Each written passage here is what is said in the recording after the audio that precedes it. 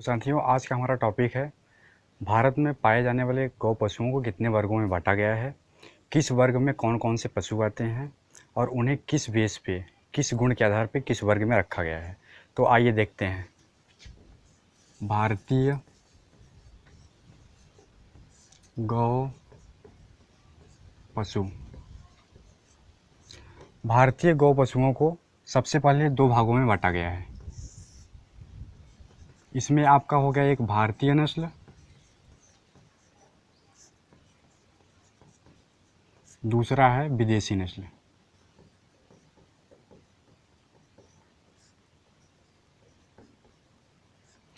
भारतीय नस्ल के अंतर्गत वे सभी पशु आते हैं जिनका जन्म स्थान भारत है, जो भारत में रहने के लिए अनुकूल हैं, जिन्हें भारत में अनुकूलन की सारी परिस्थितियां मिलती हैं, वे भारतीय नस्ल के अंतर्गत आती हैं। और विदेशी नस्ल के अंतर्गत वे सभी पशु आते हैं जो विदेशों से भारत में लाए गए हैं। अब देखते हैं भारतीय नस्ल। एक चीज़ आपको याद रखना है कि भारतीय नस्ल का जब भी हम जूलॉजिकल नेम लिखते हैं तो हमेशा बॉस इंडिकस होता है, बॉस इंडिकस। यहाँ पे बॉस आपका जीनस और इंडिकस स्पीसीज। और विदेशी नस्ल का जब भी जूलॉजिकल नेम लिखते हैं तो उसका लिखते हैं बॉस टाउरस, जिसमें बॉस आपका जीनस टाउरस स्पीसीज। अब देखते हैं, भारतीय नस्लों को मुख्यतः 3 वर्गों में बांटा गया है। पहला वर्ग आपका जो है वो दुधारू नस्ल, दुधारू नस्ल। जैसा कि नाम से ही मालूम है, दुधारू नस्ल अर्थात भारतीय गौ पशुओं की वे सभी जातियां जो दुग्ध उत्पादन की दृष्टि से पाली जाती हैं। इसमें दुधारू नस्ल के अंतर्गत इनकी जो गाय प्रजातियां होती हैं वो दुग्ध उत्पादन की दृष्टि से सर्वोत्तम होती हैं। इनके बैल जो होते हैं कृषि कार्यों के लिए या अन्य कार्यों के लिए सुस्त होते हैं। अब इसमें देखते हैं कौन कौन सी नस्लें आती हैं। इसमें सबसे पहले आपका साहिवाल, दूसरा आपका सिंधी, तीसरा गिर और चौथा देवनी। तो ये था आपका दुधारू नस्ल। अब दूसरा जो है वर्गीकरण वो द्विकाजी नस्ल, द्विकाजी नस्ल। इसमें आपको ध्यान देना है, यहाँ पे भी नाम से ही मालूम पड़ रहा है द्विकाजी। द्वि मतलब दो, काजी मतलब कार्य, अर्थात भारत में पाए जाने वाले भारतीय गौ पशुओं की वे सभी जातियाँ जो दो कार्यों के लिए उपयुक्त मानी जाती हैं। इनकी गाय जो होगी वो दूध उत्पादन के लिए पाली जाती है, बछड़े पाले जाते हैं कृषि कार्य के लिए, बोझा ढोने के लिए, अन्य कार्यों के लिए। तो इसमें आपका जो है वो हरियाणवी,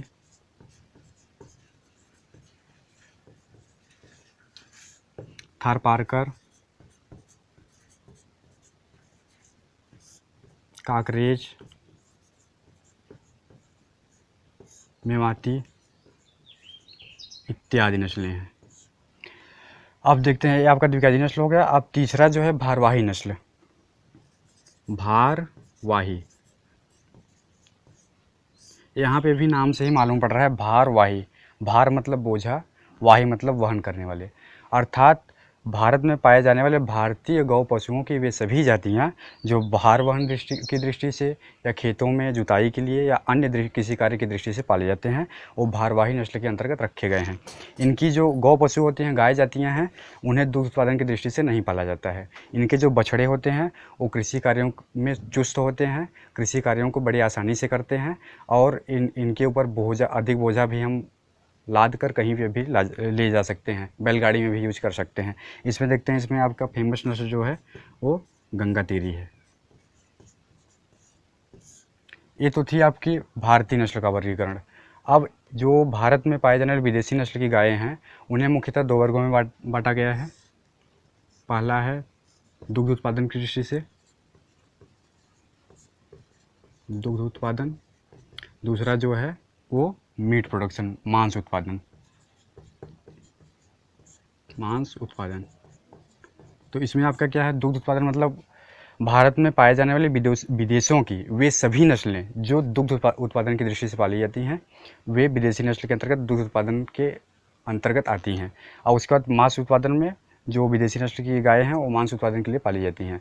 अब देखते हैं एक बार फिर से, भारतीय नस्ल के अंतर्गत इसे 3 वर्गों में बांटा गया है। दुधारू नस्ल अर्थात वे सभी नस्ल जिन्हें केवल दूध की दृष्टि से पाला जाता है, जिनकी गाय केवल दूध के लिए प्रयुक्त होती है, बछड़े इसके किसी कार्य के लिए नहीं होते हैं, वो आते हैं आपके दुधारू नस्ल के अंतर्गत। इसकी फेमस नस्लें जो हैं साहिवाल, सिंधी, गिर, देवनी।